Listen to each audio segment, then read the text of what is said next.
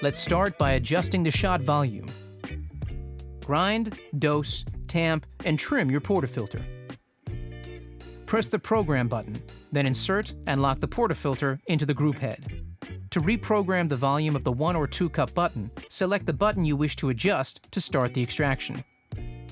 Once sufficient espresso volume has been extracted, press the same button to stop.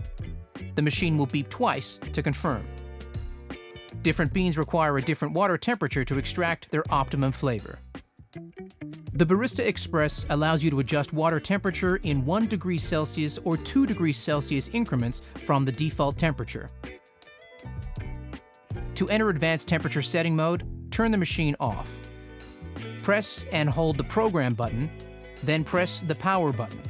The machine will beep once, and the illuminated button will indicate the current temperature selected. Each time you enter advanced mode, you can only select one temperature setting at a time. To change it again, you will need to re-enter advanced mode. Press the Program button to reset the factory default temperature of 93 degrees Celsius. To increase the temperature by 1 degree Celsius, press the 1 cup button. To increase the temperature by 2 degrees Celsius, press the 2 cup button. To decrease the water temperature by 1 degree Celsius, press the Filter button.